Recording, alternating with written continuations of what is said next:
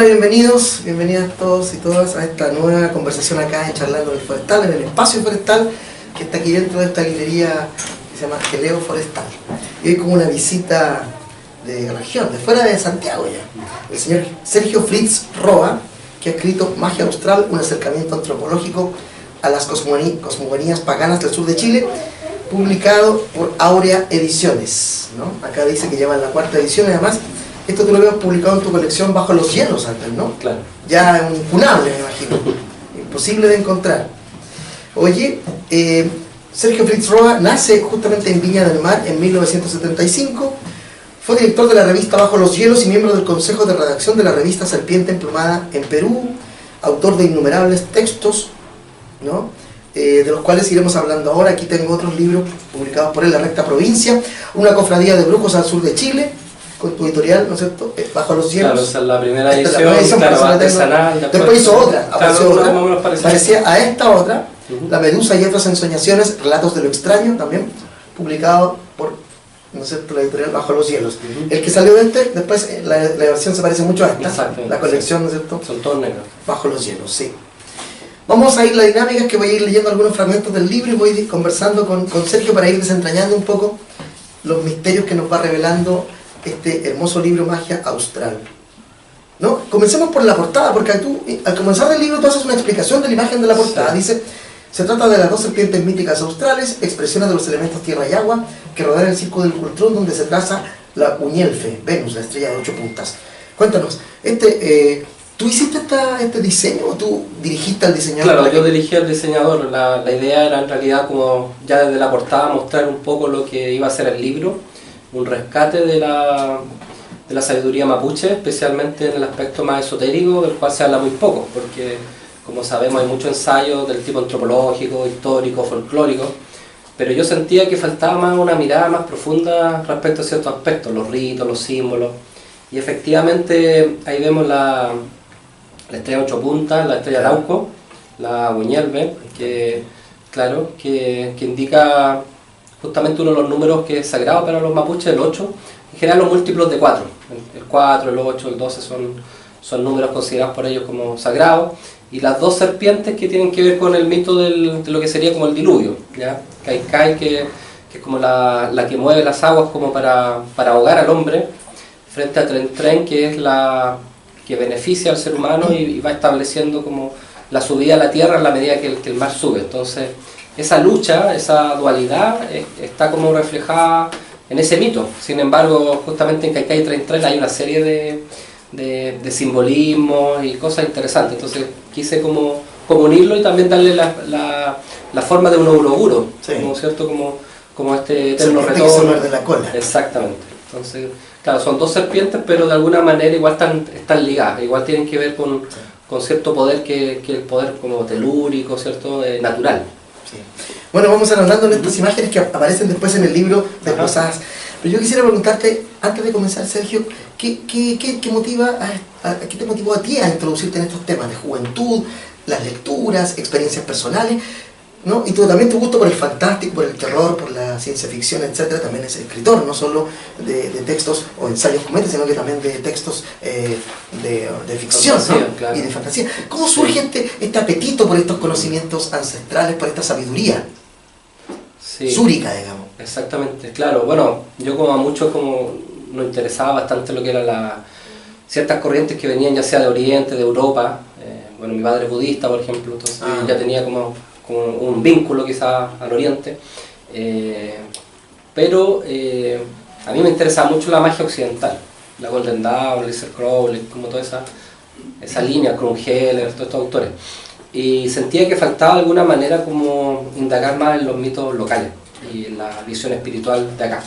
Entonces eso partió primero con el tema de la Recta Provincia, que cuando era adolescente o niño íbamos con mi padre a Chiloé, me llamaba mucho la atención que aparte de todo ese tema como folclórico, bonito, pero también muy soft, muy suavecito, estilo Walt Disney, de la pincoya, que era como una sirena. Claro, el gorro de lana y todo eso. Claro, muy suavecito. Sí, sí. Aparte de eso hay una cosa realmente gore, bien brutal, que era el tema de la brujería.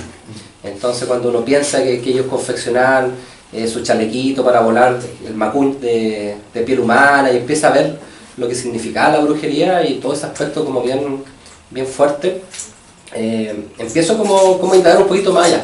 Empiezo a decir, ya está bien, está bien mirar Europa, el Oriente, pero también es necesario indagar un poco en las propias raíces.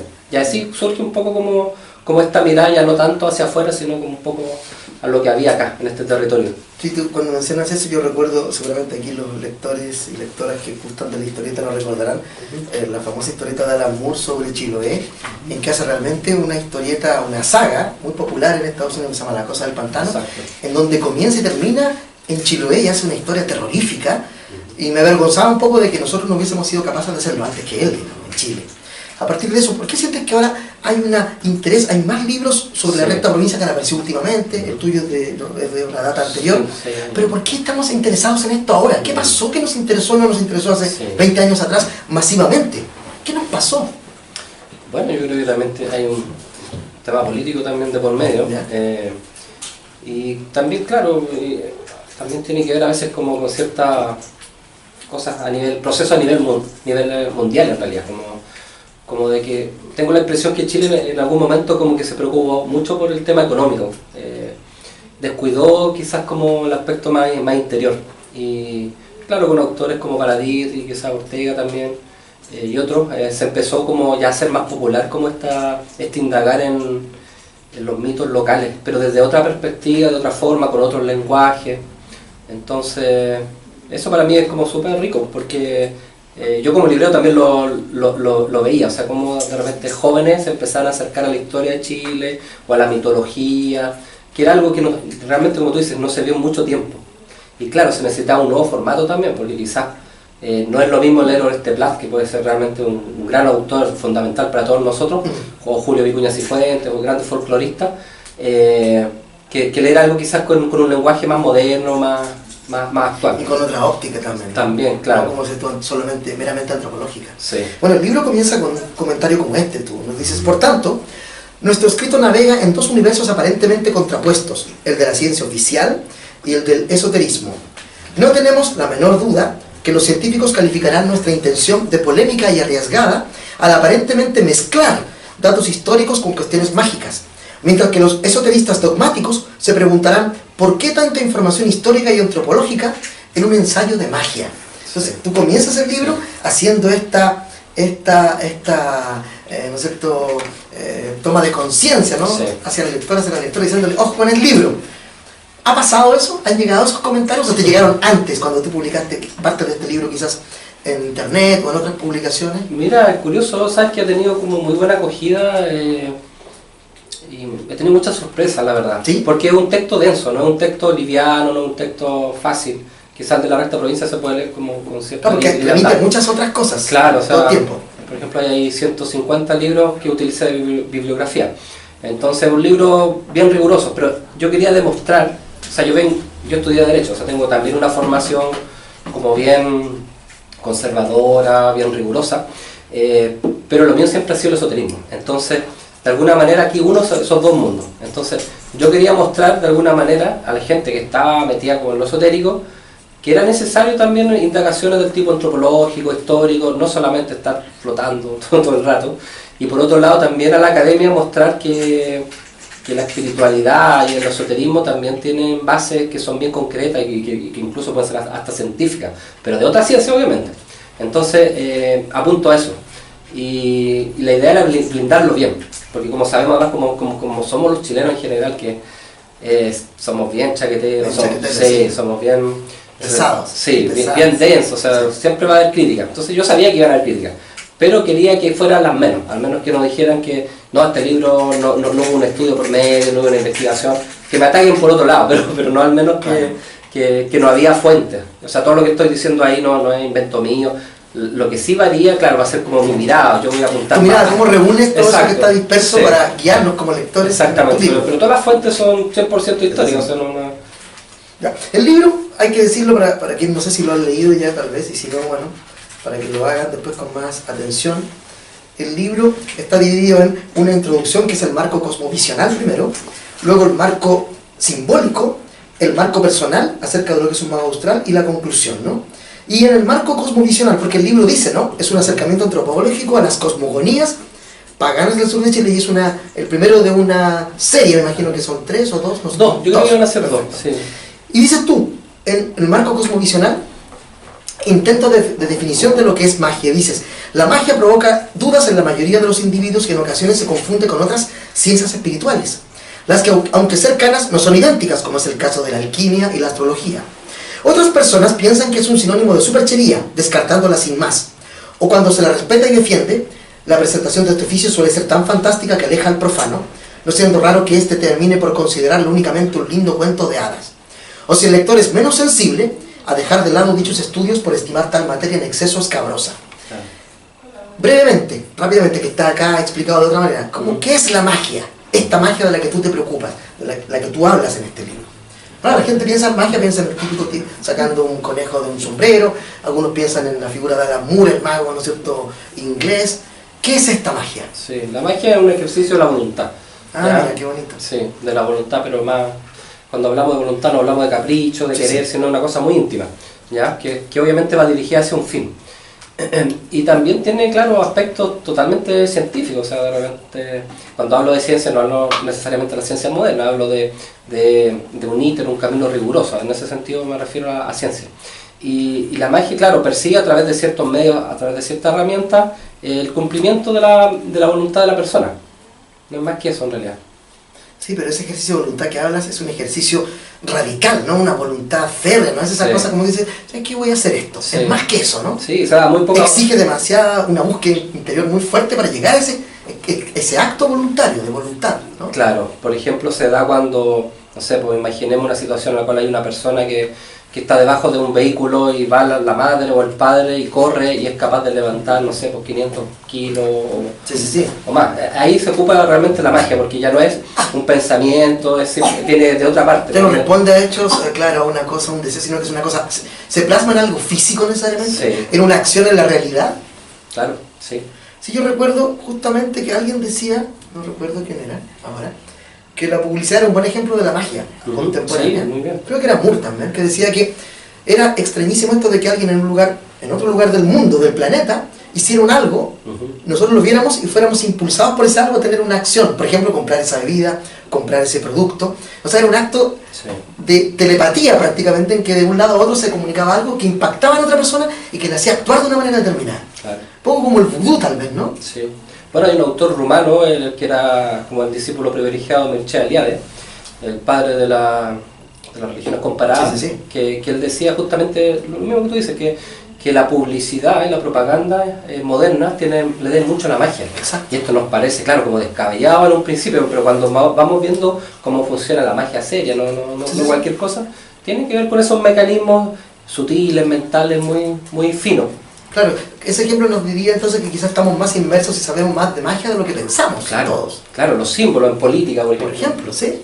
Oye, sigamos, tú dices una cosa muy interesante ya, comenzando el primer capítulo del libro. Dices, a fin de entrar derechamente al asunto que nos convoca, sostenemos que la ubicación geográfica, los elementos de orden climático, el paisaje intervienen de manera directa en el hombre, los animales y todo lo viviente, ¿no? Y aquí empiezas a hablar de esta especie de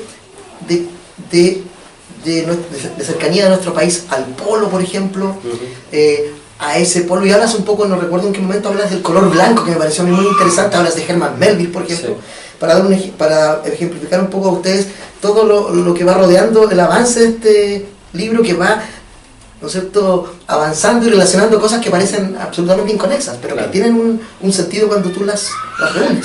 Hablan un poco de esta idea de la magia y lo espacial, lo territorial, que a mí me llamó mucho la atención. Claro, pues, bueno, el mago y también las comunidades aborígenes, originarias, siempre están circunscritos a un lugar, no nos podemos extraer del lugar donde vivimos, ¿ya? Y eso tiene que ver con un paisaje determinado. Y justamente mi idea es como de alguna manera mirar el territorio, mirar lo que hay sobre el territorio, la historia del territorio y cómo esa energía nos modifica. ¿Es el territorio modela la magia de cada lugar? Sí, sí. Por eso que la nuestra es súper distinta a la europea. Claro, y por eso yo hablo de una magia austral. Quizá una magia nórdica, una magia africana, europea, etc. O sea, una magia que tiene que ver, que está sentada en este territorio y que tiene que ver con energías propias de este territorio, con un paisaje, con un clima, con una forma de ser, con con los pueblos que la habitaron, con los pueblos que después llegaron, ¿cierto? Con toda esta síntesis que somos los chilenos. Entonces esta magia no puede ser necesariamente igual que la magia que se da en Francia, que se da en Egipto. Hay factores distintos, a mi juicio. Y también tiene que ver con algo súper importante, como con los espíritus, los gen que llaman los mapuches, con los espíritus tutelares, los espíritus que habitan, el genius loci de los griegos y los romanos. Entonces, no sé, pues yo me hacía esta pregunta, o sea, está muy de moda, no sé, por ejemplo, el neopaganismo, ¿cierto? La Wicca o los cultos odinistas. Yo decía, me da exactamente lo mismo invocar a Odín acá en Chile que, por ejemplo, en los países nórdicos. Esa era mi pregunta, ¿ya? Y yo, bueno, mi conclusión es que afecta mucho el lugar. Esa es mi tesis. Sí. Que claro, también es polémica quizás, pero es lo que yo siento. Por ejemplo, acá sigo adelantando algunas páginas. Dice, hay una serie dices tú, ahora bien ya comprendí lo anterior, en el menester explayarnos sobre la idea que la Antártida y sus territorios cercanos corresponden al sexo del mundo. Y enumeras varias cosas y llego al punto F y dice, la Antártida, al corresponder al órgano sexual femenino, es el lugar donde confluyen de manera latente todas las energías que se requieren para la vida. Por tanto, es una matriz caótica de fuerzas. Y nosotros estamos al lado de ese matriz caótico de fuerzas del que tú mencionas. Eso explicaría muchas cosas. El que también habla Serrano, por ejemplo. Claro, exactamente. ¿Cómo? Tú dijiste ahora, eso explica muchas cosas. ¿Qué cosas explican en nuestro país? Esta cercanía a este órgano sexual femenino. Claro, por ejemplo, la brutalidad del chileno. Yeah. ¿Cierto? Tema justamente hablaba un poco hace poco político, o sea, cuántas masacres ha hecho el Estado chileno a la propia gente. O sea, yo creo que incluso en guerra han muerto más civiles chilenos que extranjeros. Entonces, la brutalidad de muchos casos criminales, no sé, cierta forma nuestra que es muy caótica realmente. Lo que pasa es que, claro, por una formación quizás como europea, alemana, incluso como que en la educación y en lo militar como que se nos reprimió como esa fuerza, pero si nos sueltan un poco, los chilenos somos extremadamente borrachos, somos tipos súper mentirosos, somos tipos, ese es el aspecto quizás como negativo de ese caos, pero lo tenemos. ¿Y qué sería el lado positivo de ese caos? Lo creador, yo creo. Hay un germen creador, un germen también que podría como hacernos mirar las cosas de otra manera. Y que se da como cuando ocurre, por ejemplo, la poesía. Estaba pensando en la poesía, sí. Justamente te iba a preguntar por eso, porque la poesía pareciera ser la cara más luminosa del caos, de alguna manera. Sí. Por eso una tierra fértil de poetas, poetisas. Claro. ¿Sí? Y de criminales. Y también. O sea, seríamos entonces, Chile sería una suerte de cruce de esas energías caóticas que producen todo esto. Yo creo que por estamos eso, viviendo al medio de todo eso. Sí, yo creo que por eso nos dicen como los ingleses de Sudamérica, de alguna manera. ¿Te fijas? Claro, grandes poetas, grandes criminales, también como muy reprimidos sexualmente. Recién ahora, claro, nos estamos soltando. Inglaterra, claro, está más cerca de la hiperbórea nórdica y nosotros más de la Antártida. Entonces, yo creo que pues, se pueden hacer vínculos ahí como curiosos. Mira. El gusto de la literatura de terror acá, o sea, ¿sí, yo creo que... ¿Se da más que en otros países, crees tú? Mucho, totalmente. ¿Sí, sí. Y la vestimenta, mira cómo nos vestimos. Está lleno de colores acá. Claro. No, sí, hay gente ahora hay más está colores, cambiando, pero, está cambiando, afortunadamente. Pero en general un pueblo súper gris. Mira, es cierto lo que dices. Y las tendencias musicales, pues death metal, black metal, punk, claro, acá se da más que en otros lados. Claro, acá se viene Iron Maiden y sí. éxito. Saludo para Iron Maiden. Sostenemos, dice el autor, que países como Chile y Argentina ya tenían el soporte espiritual y simbólico necesario para que conceptos de magia y brujería provenientes de España fueran vistos como similares o al menos no opuestos a los propios, fusionándose ambos mundos sin mayor inconveniente. La existencia de un marco cultural y espiritual semejante permitió que las creencias venidas desde la península ibérica fueran tomadas e integradas a las prácticas mágicas locales. ¿Se produjo efectivamente esa integración bien o fue también como la conquista, más bien una batalla? ¿Cómo fue eso? Yo siento que fue un proceso de tan poco tiempo que es difícil quizás como afianzarlo, quizás no tuvo la madurez necesaria como para crearse algo, y cuando se estaba creando quizás lo que uno podría esperar, como esta síntesis, un crisol, ya una cosa propiamente chilena, claro, pasaron muchas cosas, como por un lado, claro, un gobierno quizás de izquierda, por un gobierno de derecha, que de alguna manera interrumpieron quizás a mi juicio un proceso como que iba como a una cosa propiamente identitaria. Yo siento que... O sea, hay fuerzas que han estado impidiendo ese desarrollo que tú vislumbras, siempre, que ya se venía claro. produciendo. ¿Desde qué momento crees tú que se venía produciendo desde la conquista ya, esa fusión?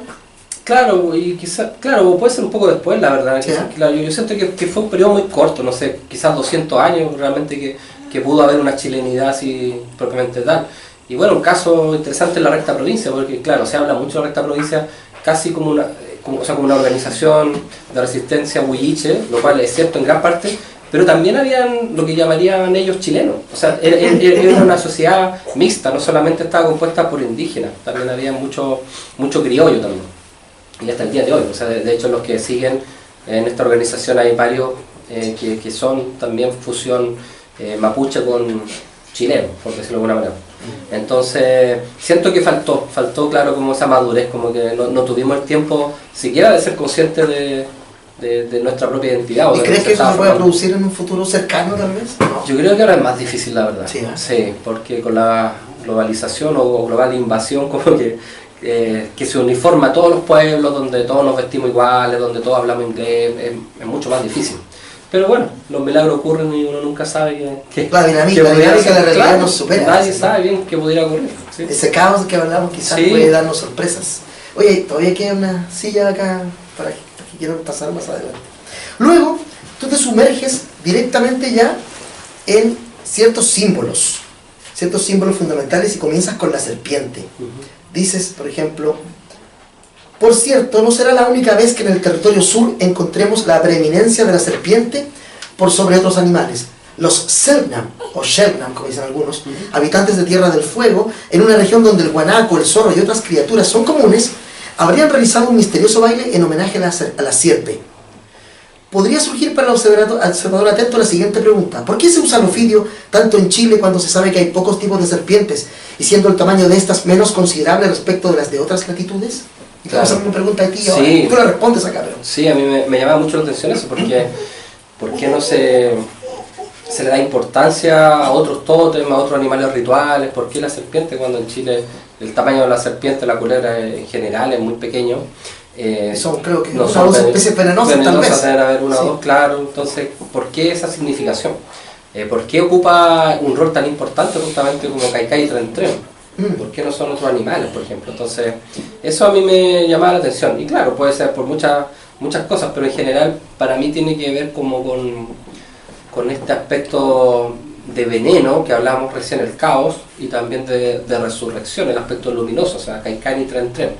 Yo creo que tiene que ver con eso, hace una buena como... La serpiente está englobada como, claro, los aspectos caóticos y la serpiente siempre se vincula con la sexualidad, pues, entonces, y para mí Chile es justamente como el falo del mundo, de alguna manera, como bueno, antes lo representan con la espada, ¿cierto? Pero sí, tiene ese carácter como de orden también, y de... Que apunta justamente como hacia el Antártida, como una espada apuntando como hacia la espada. Si tú abordas acá el tema de la serpiente innumerables veces, vuelves a ella, ¿no es cierto?, con una cantidad de ejemplos Culebrón, locales, por ejemplo, hay muchos casos. En la mitología, ¿no? Sí, se emplea muchos seres con ese aspecto reptiliano, claro, serpentinos. Sí. Hablar de Chile es evocar una zona mágica por excelencia debido a los ricos simbolismos con los cuales puede conectarse. En efecto, encontramos por un lado el lucero y por otro la Antártida, temáticas que pueden ser apreciadas desde un punto de vista exotérico y esotérico. Y así me gustaría que habláramos un poco del lucero, la figura del lucero que también tú abordas bastante en varios momentos del libro. ¿Qué nos pasa con esa estrella, no es cierto? Sí, bueno, en algún momento cuando le preguntan a Bernardo O'Higgins por el símbolo patrio, la bandera, cuál era y esa estrella, de dónde viene. Y él dice, es la estrella de Arauco. Entonces ya remite como al mundo mapuche. Se sabe que como la nana de él era mapuche y que había aprendido Mapudungún con ella. Entonces, de inmediato como volver hacia allá. Y dentro del mundo mapuche, justamente Venus es sumamente importante. También es considerada como estrella doble. La vemos ahí justamente y tiene que ver con ese símbolo del portador de luz. El lucero, Lucifer, y claro, no tiene nada que ver con la connotación cristiana. Claro, esa como satánica, ¿no? Claro. ¿Cuál es la diferencia para quienes no saben? Sí, para mí... Uno dice Lucifer, pero ¿cómo se hace el demonio? Dice la gente sí. en el lenguaje común. Claro. No, dentro de la gente que gusta el esoterismo y otra gente que ha indagado más, los poetas, por ejemplo, sí. Lucifer es la misma figura que Prometeo. Exacto. Es aquel que quiere darle a la humanidad, con su amor, sabiduría. No es más que eso.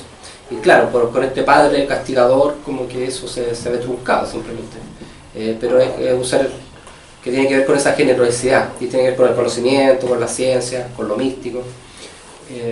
Esa es la figura real de Lucifer, y Satanás, el aspecto grosero, el aspecto como simple quizás de la materia, tiene que ver con otra energía. Lucifer es una energía pura, Satanás es como la... Sí, que extraño eso, que se asocie la idea de la entrega de conocimiento a alguien que lo hizo a la mala, diciéndolo en chileno, ¿no? O sea, es que voy a robar se lo paso a usted, pero piola, digamos. Es como extraño que el conocimiento sea, el origen de él sea, como diríamos en el lenguaje chileno, tránsfuga de algún modo. No es como legal, no es que pásame esto y se lo entrego a los humanos, no, es como alguien que va y lo oculta, lo saca, lo roba y lo entrega. Qué extraño que se haya visto así a través de las mitologías, ¿no? Me llama mucho la atención eso. Dijiste otra cosa antes, O'Higgins. Se ha dicho que O'Higgins, Carrera y toda la gente, ¿no es cierto?, de ese momento de la historia de Chile, tenía muy en alta estima la cultura mapuche, los araucanos que llamaban en ese momento. Sí. Eso se pierde después son vistos como una cosa despreciable por muchos años, hasta ahora que lo hemos recuperado. ¿Qué pasó ahí? ¿Por qué estos primeros padres de la patria de verdad rinden un culto especial? Aparte de que su nana haya sido mapuche, como dices tú. Sí. ¿Qué pasó ahí? ¿Cómo lo ves tú eso? Sí, incluso yo eso lo aprendí hace poco, o sea, estaba viendo el libro. Claro, como con los primeros himnos nacionales había una estrofa donde se hablaba mucho de la guerra de Arauco y cómo nosotros como chilenos habíamos peleado contra los españoles ya siendo mapuche, una cosa así. Era como ¿por qué esa simpatía? Claro, hay quienes lo interpretan por el lado de las logias masónicas que de alguna manera frente al poderío español preferían apoyar como lo originario frente a los hispanos. Algunos lo ven de esa manera. Yo creo que tiene que ver en realidad con un poco quizás lo que a mí me pasó, fue como con ese sentimiento de querer saber más de tu territorio, de quiénes lo habitaron antes. ¿Y sientes que había una conexión de ellos con esta espiritualidad, con esta búsqueda interior o no? Es difícil, claro, saberlo, sí. Es difícil, pero sí se nota como que hubo una intención al menos de hacerse parte de ellos, o sea, de considerarlo, pero como tú dices, claro, duró poco, como que no... Claro, en uno de los primeros símbolos patrios se ve una pareja mapuche, digamos, sí, por el escudo, que se llama, se usó nunca más, el escudo, sí. Había una búsqueda ahí que perdimos, desgraciadamente, que ellos la tenían clara, se perdió, luego ahora, con mucha dificultad lo hemos ido recuperando, ahora la gente que tiene un apellido mapuche lo puede decir y nadie... No, pero antes en un momento era... El mapuche representaba para lo que decimos los padres de la patria, representaba como esta figura heroica que era capaz de resistir y los padres de la independencia se sentían también partícipes también de ese fuego, yo creo, de esa potencia de liberarse de la lucha. Yo creo que por ese lado también iba. Ahí está la presencia también en esos símbolos del volcán, recuerdo que ese fuego, no recuerdo, ¿no? Bien, y justamente después tú hablas de la madera, del árbol, y hablas de una de las más comunes representaciones del Axis Mundi, es junto al pilar, la montaña y la pirámide, la del árbol, el que debido a su posición vertical atraviesa diferentes planos y nos remite al hito donde converge el cielo y la tierra, ¿no? Por otra parte, la capacidad de renovar periódicamente sus hojas ha tenido como efecto en el pensamiento humano ya desde los primeros tiempos que se lo considera un símbolo de inmortalidad. También el árbol ha sido concebido como un objeto curativo por las propiedades de sus frutos, hojas o ramas, como también por el hecho que a él los enfermos pueden transferir sus dolencias. ¿Cómo esto aterriza en Chile, la figura esta del árbol, este Axis Mundi del que hablas tú? Bueno, es muy importante. Bueno, en general en magia austral yo tomo al pueblo mapuche como el elemento de observación, porque es un pueblo que todavía sigue vivo, en pie. No es como muchos pueblos que, no sé, pues de repente la gente hoy día quiere como, no sé, pues practicar, por decir algo, la religión vikinga.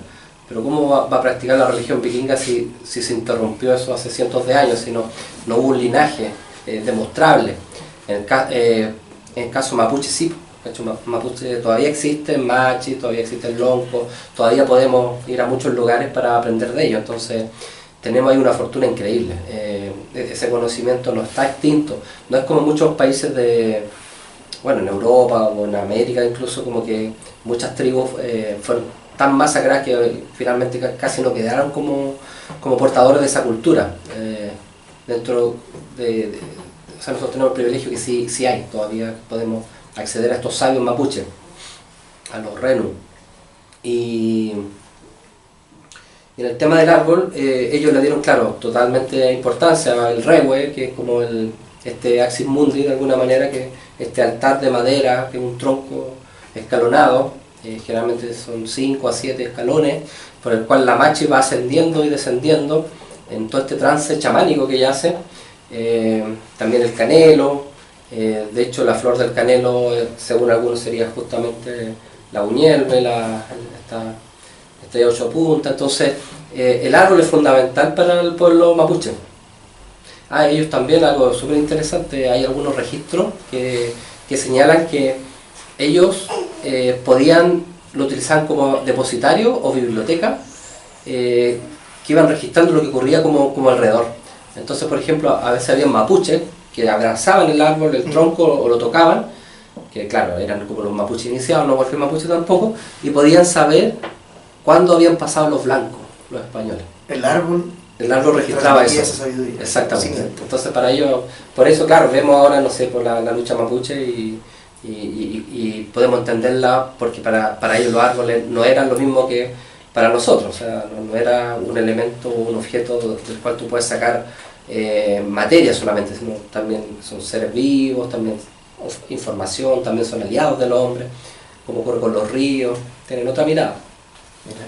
Tú hablaste ahí de los números hace rato, ¿no? Y acá, por ejemplo, mencionas, dice, la cantidad de peldaños del Kemu Kemu es indicada a la machi a través de un sueño, pero como se ha mencionado, tiene un número más o menos regular, predominando el 7, lo cual guarda armonía con la doctrina de los 7 cielos, que no es privativa de las religiones del libro, judaísmo, cristianismo, islam, sino que es universal. ¿Qué es esto del 7? ¿Qué significa el 7? ¿Por qué 7? ¿Cuál es el simbolismo que se oculta detrás de ese número? Claro, el 7. Por ejemplo, acá en Chile, perdón, sí. Cuando uno saca una buena nota te ponen el 7 además. Sí. Eso lo tenemos ahí incorporado y no sabemos por qué. Bueno, interesante lo que tiene que ver con ese símbolo. Están las 7 notas musicales, los 7 planetas tradicionales. Era un número benigno en general. Así como de repente, claro, el 6 podía ser como para ciertos pueblos algo negativo. Pero ahí yo lo vinculo más que nada por el tema de lo que hace la machi, ¿cierto? Los siete pasos. Entonces, claro, también los 7 chakras, o sea, siempre cuando hay como un ascenso y un descenso, hay como, al parecer, pueden haber muchos, pero 7 niveles que son como los fundamentales. Yo creo que tiene que ver con eso también. Claro, hay muchas culturas que tienen el 7 como un número importante, ¿no? Claro, el 666. Va a depender de los pueblos, claro. La visión que se tiene, ¿no? Claro, tú mencionaste Serrano hace un tiempo, él decía que el 5 era el número hiperbóreo. Mira. No sé por qué sería así, porque la hablaba de las 5, la silla pero cada pueblo tiene su número, o sea, el judaísmo, por ejemplo, el 6 es la importancia, mapuche ya vimos que el 8 o el 4, no sé, para muchos paganos en general el 9, como que todos toman... Ya ese, claro, los números ya es otro libro que Claro, antes, ¿no? sí, Solo con la significación de eso. Ya que hablamos del regue, me gustaría que habláramos de algo que tú mencionas al comienzo del libro y pones esta imagen, ¿no? Esta imagen de la escalera, y a través de ella te explicas un poco, cuéntanos este símbolo de la escalera. Claro. Ahora en su libro, está en la página 33, ahí lo pueden ver, porque es pequeño acá, así que no lo van a alcanzar a ver. Claro. Cuéntanos, ¿qué Sí. significa este del... Dice... Mutus Liber, tratado alquímico editado hacia 1677, que posee la originalidad de estar compuesto por láminas y prácticamente ningún texto. De ahí la idea de que el libro mudo, ¿no? La imagen que comentas tú dice que muestra el paso de 2 ángeles a través de una escalera para despertar con sus trompetas a quien yace en una roca. Claro. Y hay un ángel que está arriba de la escalera y uno que está más abajo cerca de la persona que está yaciendo. Claro. ¿Cuál es ese símbolo que está ahí? ¿Qué explica esa figura? Claro, el axis mundi, ¿cierto? El eje del mundo, la vinculación entre los distintos planos, terrestre, infernal y celestial, pues, pero especialmente hay terrenal y celestial, o sea, el mundo de los ángeles y el mundo del hombre, y cómo interactúan. Hay un autor muy interesante que Henri Corbin, que en francés, iranólogo, filósofo, él tradujo por primera vez a Heidegger al francés. Y este autor, Corbin, habla del mundo imaginal, ¿ya? Y el mundo imaginal es un estadio intermedio entre el mundo terrenal y celestial. Es un puente, un istmo. Entonces, justamente esa escalera es como ese puente. Es el puente. que permite el ingreso del mundo celestial y que interviene acá, y por eso ocurren los milagros, por eso, no sé, pues está la Virgen de Fátima, hay una serie de, no sé, de sucesos milagrosos, como también puede ser que nosotros como humanos lleguemos al mundo celestial, como puede ser el caso, por ejemplo, para el mundo islámico de Mahoma o Muhammad, que viaja a los cielos, o también el delante Alighieri, ¿cierto? También él hace este traspaso. Entonces, para que ocurra ese milagro, porque son dos zonas totalmente diferenciadas, con otros seres que rigen, con otra visibilidad, etcétera, ¿cómo ocurre ese milagro, ¿cierto? A través de este istmo, de esta apertura, un portal, dirían hoy día. Entonces ahí en ese tratado alquímico se muestra justamente como la presencia de este punto que une ambos mundos, y que para mí en el caso mapuche es justamente el Quemuquemu o el Rewe, que permite el ingreso de una mujer de este mundo a lo celestial, conversar ya con todos estos seres divinos, y después baja y trae esa información. Claro, se puede hacer el viaje en un sentido y en el Y otro. en el otro, claro, exactamente. Mira qué interesante eso. La piedra, otro elemento que analizas tú en el libro, ¿no? Está la madera, vimos, qué sé yo. Sí. Dice, en Chile no está excluido de tal devoción. Y así la piedra define no solo el territorio, son múltiples lugares que se denominan conforme a las piedras. Copquecura, Curanipe, Curacaví, Quilicura, Curacautín, etc. ¿No? Dice, no solo el territorio, sino a las comidas, el fervor religioso, las armas, etc. En muchos casos son las moradas de espíritus que deben ser respetadas cuando se pasa cerca de ellas. También las piedras son concebidas como los antepasados, es decir, los indios que en la batalla dada entre las dos serpientes míticas no alcanzaron a sobrevivir siendo transformados en materiales líticos. La piedra, la figura de la piedra, esa es interesante también, que existe en Europa también. Claro. Aquí pareciera que no tenemos, pero tú das algunos ejemplos acá Sí, y nos hace ver que sí tenemos. Mucho más de lo que creemos. Sí. Claro, por ejemplo, cuando se preguntan sobre la religiosidad más primitiva en Chile, porque claro, la gente a veces tiene como ciertos conceptos, no sé, pues, como de grandes civilizaciones, Egipto, los incas, los mayas, los aztecas, y de repente dicen, pero acá, no sé, pues como que no hubo un gran desarrollo de estos pueblos. Claro, quizás materialmente no lo hubo, quizás, porque pueden haberse agotado, pero a mi juicio no era necesario ese tipo de tecnología, porque cuando las personas ya tenían integrado en sí mismo todo ese conocimiento, no iban a necesitar tanta materialidad. Entonces, a lo que sí recurrían era cosas que iban a perdurar casi por siempre, como la piedra. Y la piedra es, claro, el reflejo de la eternidad, de lo permanente, de la solidez, de lo concreto. Y existe, claro, el punto a las piedras. Hay lugares en Biobío, en la Araucanía, donde tiene que pasar por... Si uno va a pasar por el lado de esa roca o esa piedra, tiene que dejarle algo, o sea, un tabaco, un cigarro, una hierba, una moneda, como afecto. Y se supone que esas piedras las habitaban a veces los calcus, claro, los que serían como los brujos más o menos a veces. Entonces eran piedras animadas, piedras con vida. Claro, incluso aquí tú citas a Alejandro Cañas Pinochet, sí. Y dice, los indios, dice Pinochet, ¿no? Dicen que esta piedra tiene su calco, que es, según ellos, un espíritu invisible capaz de hacer bien y mal, que nosotros hemos traducido impropiamente por brujo, no qué sé yo. Sí. Y habla de que tal vez algunas piedras matan, ¿no? Relata la historia de alguien que durmió cerca de una piedra, la rozó o la tocó ligeramente y después extrañamente muere, ¿no? Así de poderosas parecen ser estas piedras. O de otras que, como tú dices, hay que hacerle cierto sacrificio al pasar, ¿no? Es muy interesante. Y también tú mencionas el quisco. Dices, muestras esta imagen y es una estructura megalítica descubierta en el quisco. Cuéntanos un poco de esa estructura megalítica de la que tú hablas. Sí, lo que pasa es que, bueno, en el Quisco hay una playa que está como más al sur, está como cerca del terminal, pero yendo hacia la costa, donde, bueno, yo considero que encontré una serie de megalitos, los megalitos del Quisco, y forman todo un conjunto ritual. Hay un cerro donde hay una roca especial, hay como 2 o 3 rocas que tienen efigie de rostro como indígenas, más o menos parecido a los incas. Hay figuras de... todo en piedra, son rocas grandes. Figuras de animales, por ejemplo, de tortuga, una especie como de dragón. Y es increíble, o sea, busquen, bueno, yo hice un blog hace muchos años. Aquí aparece. Claro, pero pongan, no sé, pues megalito del Quisco y van a llegar a esa página.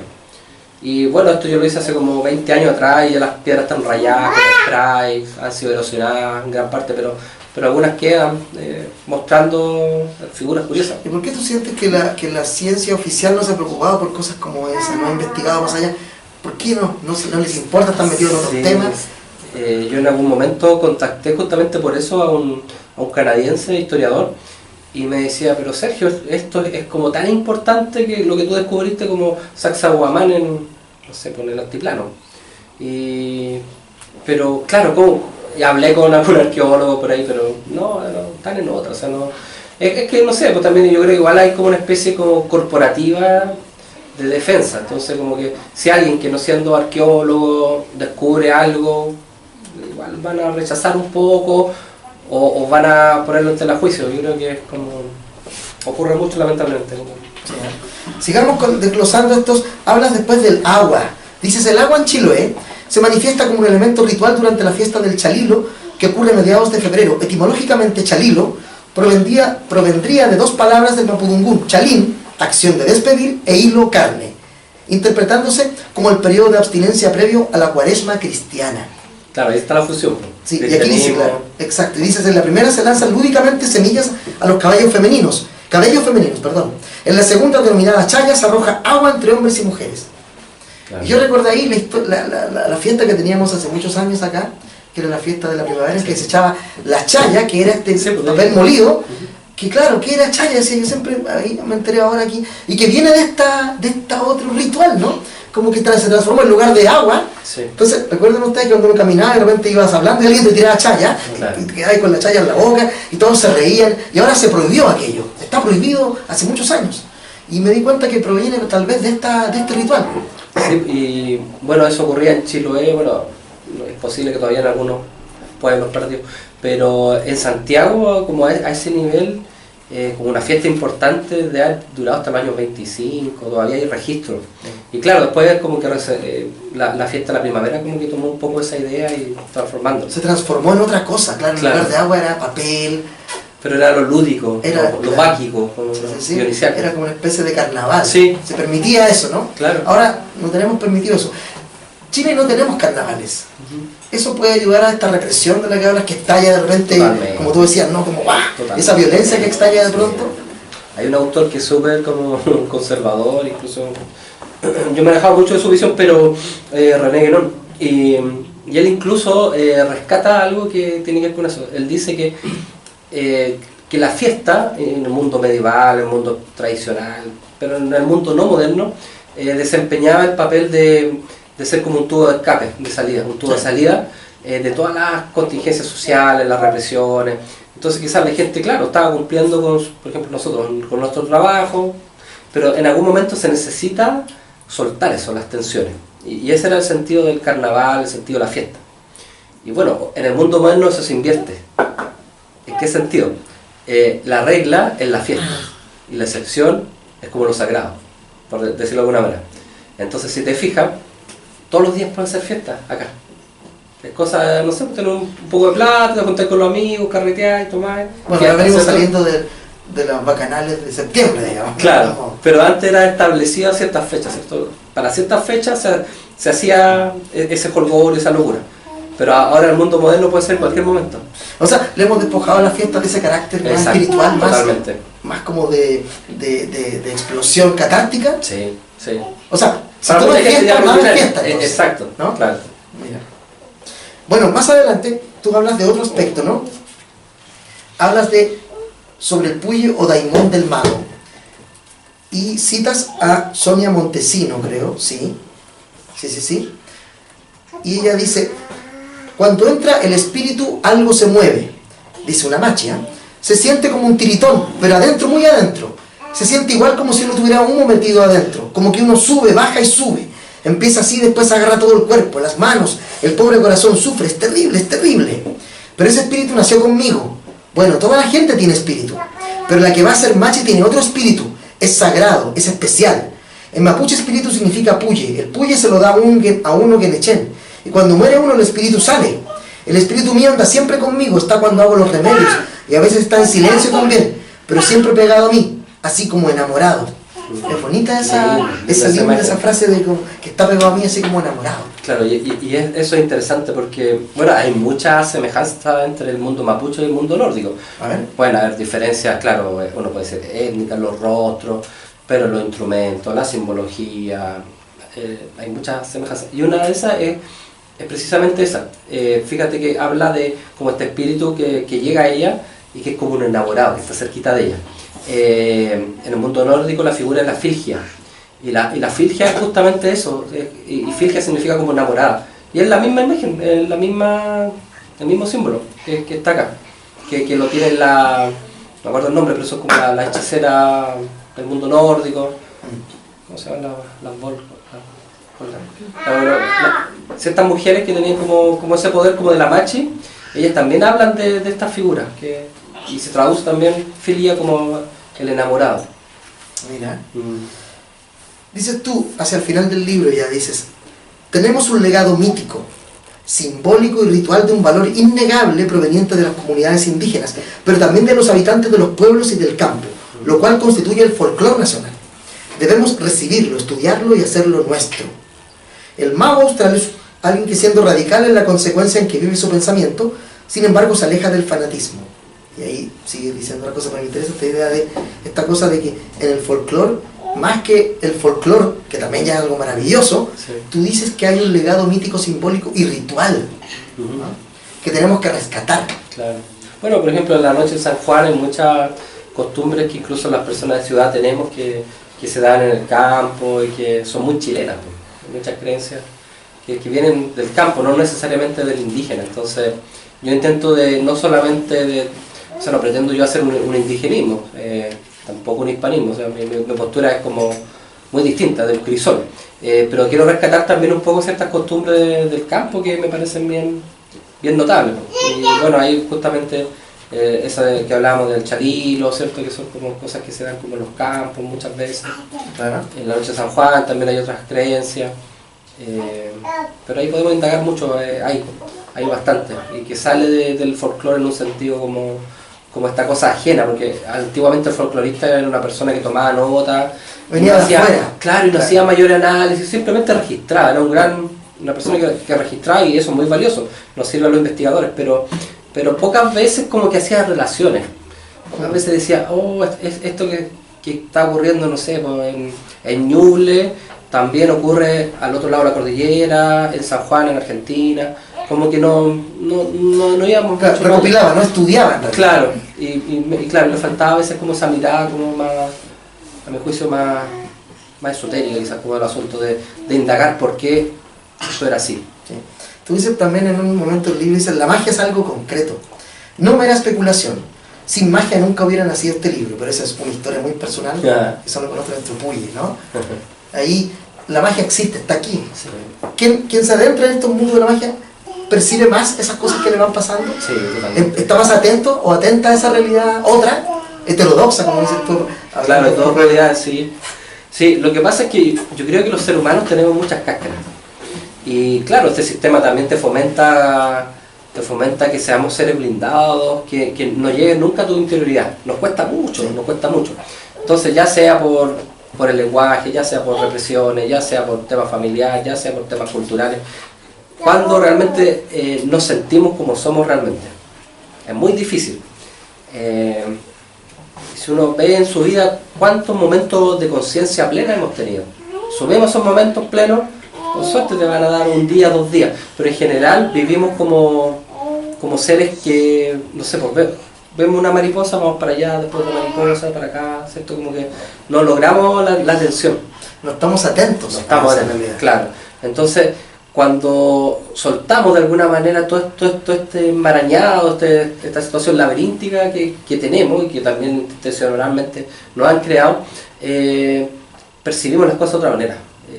Somos sumamente sensibles. Por ejemplo, yo he aprendido mucho de la brujería porque, claro, yo en algún momento tuve una cosa ya más íntima, pero tuve como mucha vinculación con el mundo espiritual hasta cierta edad, como hasta justamente cuando empecé a estudiar Derecho.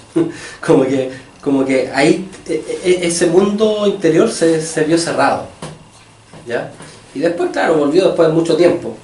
Y cuando vuelve ese mundo, tú percibes las cosas distintas, o sea, no es casual esta conversación, nada es casual, o sea, como que a todo le da cierta importancia. Y lo que he aprendido de la brujería en general, o la magia, que es una cosa netamente que es muy física, tiene que ver mucho con las sensaciones, con las emociones, con el sentimiento, no es tan mental o racional como nosotros pensamos. Eso provoca reacciones, claro, en el cuerpo, físicas. Totalmente, y por eso es como mucho más fácil para la mujer llegar a eso. La mujer lo tiene natural.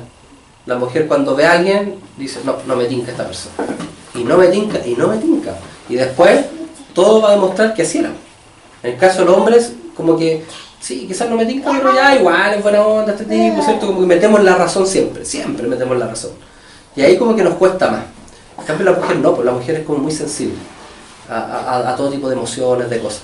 Entonces cuando el hombre de alguna manera logra como soltar quizás tanta rigidez y percibir más las cosas, ya no con la razón, sino como sentirla, realmente como que te das cuenta de ese entramado mágico y te empiezan a ocurrir cosas. O sea, sí. Hace me refiero, cuando tú escribes el libro y te pasan cosas alrededor, que es típico nosotros cuando uno está metido en un tema, estás tan obsesionado con el tema, parece, justo la película perfecta en la tele, caminas en la librería usada que siempre pasaste, ahora está el libro que necesitabas. Esas sincronicidades junguianas te suceden habitualmente, sobre todo cuando escribiste libros como este. Mira, con el de la recta provincia más que nada. ¿Sí? Sí. Bueno, es que Magia Austral se fue dando como de a poco, yo creo, como que, o sea, lo escribí como en 4 meses, que me encerré totalmente. Claro, porque es como resultado de los libros anteriores. Claro, pero con ese libro, por ejemplo, era muy curioso, o sea, yo estaba muy feliz porque había dado con uno de los textos, que es un texto como 1910, que ahora lo han reeditado, donde hay piezas del expediente de los procesos de los brujos. Sí. Y me había costado encontrar ese texto completo. Me lo pasa un chilote que vive en Santiago y me dice, Sergio, te lo paso para que lo fotocopie. Yo estaba súper feliz porque dije, este texto es fundamental para mí. Entonces, no sé, tomo el metro y había un chico conversando con una joven y de repente le dice, oye, ¿tú sabías de Alan Moore?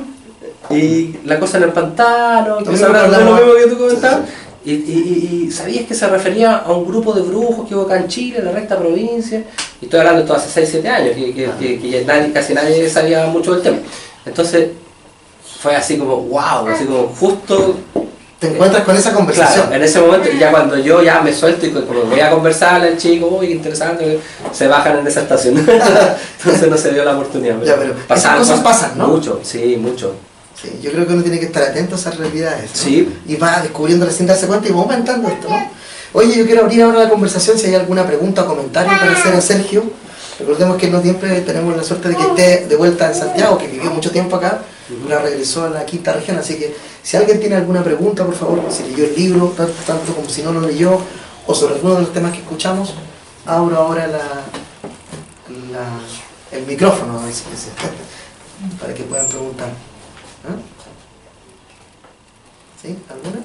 Bueno, si surge, levantan la mano. Yo creo que deben haber muchas, pero... Sí. Ya, bien. Que nombraste el tema de la sensibilidad femenina en esto del tema de la magia y todo. ¿Qué tan importante fueron las mujeres? Eso es no sé, a cualquier cercanía, amigas, pareja, no sé qué tan inspiración fueron también, eso me imagino.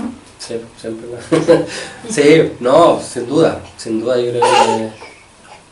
Bueno, ellas para mí son un tema, o sea, bueno, mi obra tiene que ver siempre con algunos elementos. Me gusta mucho el arquetipo de Lilith, la mujer escarlata, esa mujer que desestructura al hombre.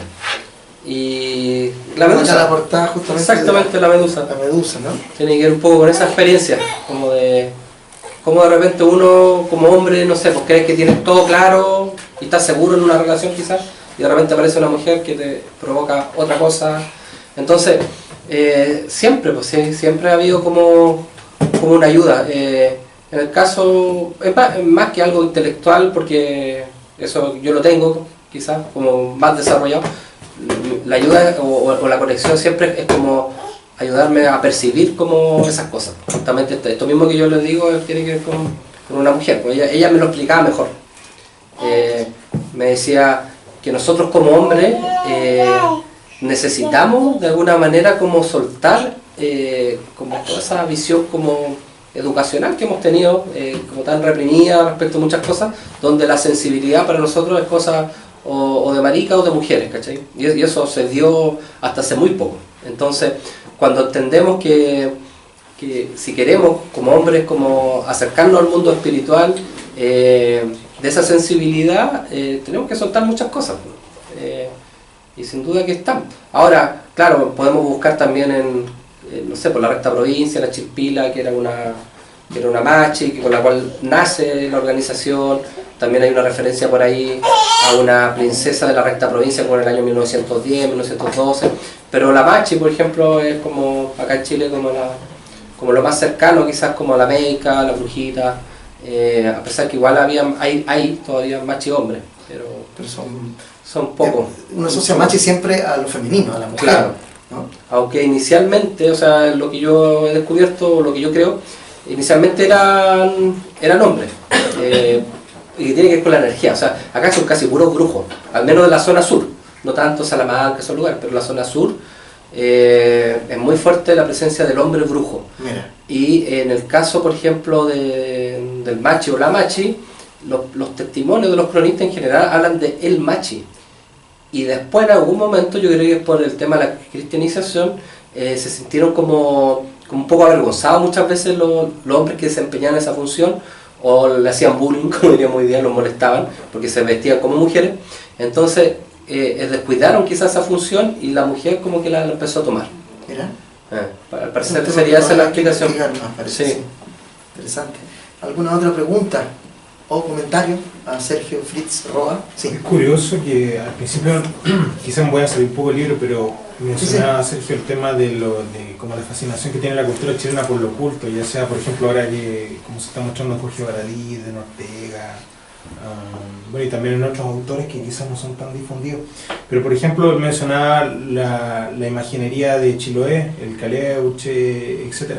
¿Están agotados hoy día esos temas en la literatura? ¿Están muy sobreexplotados? ¿O falta todavía historia que contar en base a la mitología chilota, por ejemplo, o la mitología mapuche? Sí, bueno, en el mundo de la literatura fantástica se está empleando mucho el tema de la recta provincia, el tema de la mitología chilota. Yo creo que va a depender en gran parte de la habilidad del escritor y la dirección que le quiera dar. Yo creo que es casi inagotable, porque si nos fijamos como todavía la literatura, la ciencia ficción ocupa ciertos arquetipos o ciertas imágenes potentes del mundo griego. O sea, son súper utilizadas, no sé, ciertas figuras, Afrodita, sí. Yo recién hablaba, no sé, por la mujer escarlata, o sea, o la mujer fatal. De alguna manera, ese símbolo está utilizado en el cine, en la literatura, y se sigue utilizando. El tema es qué mirada le vamos a dar a eso, y cómo la contextualizamos. Yo creo que se puede hacer mucho, y claro, está como saturado lo típico quizás, como, no sé, como el trauco, el caleuche, la pincoya, eso quizás sí, y ahora un poco ya la recta provincia, pero si uno va indagando más en la mitología chilena, hay mucho. O sea, a mí me sorprende cómo el mundo mapuche, con una mitología tan rica como la céltica y la de otros países, haya sido tan poco explotado. O sea, como recién, no sé, por los últimos 10 años quizás hemos como tomado conciencia de eso, muy reciente. Porque claro, habían autores de repente que tomaban, pero tomaban como la gesta, no sé, por libros sobre Lautaro y cosas así, pero la cosa mitológica dura, como que no se le da mucha importancia. Y para literatura infantil hay un mundo increíble que se podrían hacer ahí, literatura juvenil, de todo, ¿sabes? Sí, pareciera a veces que uno siente que está súper explotado, pero como dice Sergio, tal vez no está lo suficientemente explotado. Uno leyendo solo el libro de Sergio y claro, bueno, hay una cantidad de personajes, de seres, de criaturas, claro, que uno no conoce, sí, que tienen distintos nombres, que a veces incluso se enreda uno, dice, sí, pero esto no era un pillano, no es pillano. Exacto. Entonces hay que investigar mucho sobre eso, y si uno hiciéramos un catastro de obras, tal vez nos daremos cuenta que no son 500. No.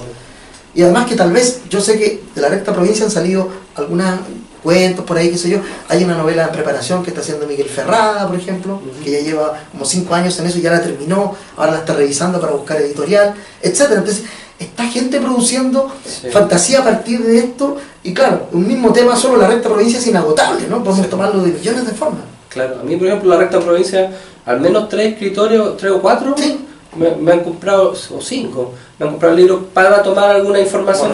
Entonces, es un tema que está. Por ejemplo, tú hablaste de personajes, por ejemplo, hay uno que me llama mucho la atención, que va a depender de la localidad donde se da la historia, pero se pronuncia como Huitranalhue, que es un zombie, que es dentro del mundo mapuche. Es exactamente la misma imagen de un zombie. Entonces nosotros no imaginamos alguna vez que existía esa figura acá en Chile como de un muerto viviente. Claro, vampiros como el Cuero, por ejemplo, claro, que también es un personaje, un ser vampírico terrible, sí, ¿no? El Piochero, yo recuerdo, no sé, nosotros ya somos más viejitos, pero recordémonos que tienen nuestra edad, que uno escuchaba cuando niño La Tercera Oreja o Lo que cuenta el viento, que retrataban las mitologías propias, convirtiéndolas en radioteatro, y había historias terroríficas ahí, ¿no? Sí, mucho. Pero hay una cosa curiosa igual, porque por ejemplo en el mundo mapuche hay cosas que ellos no lo ven tanto como mitológico, lo ven como algo esencial de ellos. Sí, pues. Estas criaturas para nosotros son mitológicas, pero para ellos existen, y para muchas... El Anchimayén, por ejemplo. El Anchimayén, por ejemplo, me recuerdo que yo tengo como gente conocida en las comunidades y de repente he comentado como los temas y para ellos es como algo natural. Entonces ustedes le dan otra lectura a los occidentales. No, sin duda. No, claro, tú lo dices en el libro acá, que tú crees fervientemente en ese mundo, que parece que es mitológico, que... No, existen, estas criaturas uno las menciona y existen. Dicen mucho, no, si uno cree en un Dios, ese Dios ya existe. Sí. ¿No es cierto? Eso es bonita esa idea de que, como tú dices, invoquemos a Odín, invoquemos a... Bueno, cuando yo lo invoco, ese Dios vuelve a la vida, está vivo, esta diosa existe ahora. No es fantasía esto, ¿no? ¿Qué serían los dioses y las diosas? Entonces serían un instrumento de acción de la magia. ¿Qué serían estas figuras? Buen tema. Porque claro, es difícil como quizás como definirlo, pero quizás en un lenguaje como veo New Age incluso son energías. Son como poderes que están ahí, que de alguna manera podemos conectarlos, quizás con la idea un poco de los arquetipos junguianos. Claro, por ahí. Sí, porque hay magos y magas actuales, contemporáneos, que invocan a dioses. Y dicen, ya voy a elegir mi dios, este es mi dios. Y hacen un rito y lo llaman. ¿Sabes dónde hay como harto testimonio de eso? En los cuentos Foucault, del concurso Foucault. De que hace, no sé si es como a nivel estatal, y son como libros como de baja... O sea, de baja producción, pero son como concursos que se hacen, como relatos del campo, etcétera. Y ahí aparece como mucho testimonio. Porque realmente la gente lo vivencia, como tú dices. Sí, claro, cuando uno va al campo la gente no te cuenta, mira, esto es una cosa de ficción, no, ellos dicen, no salgas hasta ahora porque puede pasar tal cosa. Para ellos es real, porque nosotros vemos como desde acá como una cosa fantástica, ellos lo ven encarnado en su vida cotidiana. Además tú que has estado en Chile muchas veces, ¿no? Es la realidad mítica. Lo que pasa es que Eliade, un gran autor, él dice que el mito no tiene nada que ver con la mentira, porque a veces uno dice, no, que es un mito esto. Sí. Y lo hacemos sinónimo de mentira, de engaño, de ficción, de algo falso, pero mito en un sentido como primigenio, primordial, tiene que ver como con los hechos que fundan una comunidad. Entonces, por ejemplo, Kaikai Tren es un mito, no es una leyenda, es otra cosa. Ya el mito tiene que ver con lo que decía Eliade, orígenes, lo que se dio a origen en el comienzo de los tiempos. Entonces, esto que hablamos es mito, pero en ese sentido de algo espiritual, real, importante para esa comunidad, no en el sentido como despectivo que se usó durante mucho tiempo. O sea, como que recién ahora mucha gente cuando habla de mito ya no lo hace en el sentido como peyorativo, sino como... fundacional. Entonces, claro, fundacional. Ahí venimos nosotros. Exacto, claro. Claro, como alguien dijera, no sé, si ella, alguien que es católico y tú le dices, bueno, la Biblia es un excelente mito, ¿cómo que mito? Ahí está la verdad. Claro. ¿no? Miremoslo así, porque quizás la religión católica o protestante que está cerca de nuestras vidas, en el sentido uno puede tener no peyorativo. Sí. Oye, vamos concluyendo esta conversación ya. Yo quiero agradecer a Sergio Fritz el viaje que se pegó para esta conversación ya de más de una hora que hemos tenido. Les agradezco a todos y a todas que hayan venido también un día después de estas largas fiestas, ¿no es cierto? Se agradece que tengan el tiempo de estar aquí. Y bueno, ahora démosle un gran aplauso a Sergio y nos va a acompañar ahí si hay alguien que quiere firmar el libro, conversar un rato más. Va a estar aquí con nosotros. Gracias. Muchas gracias.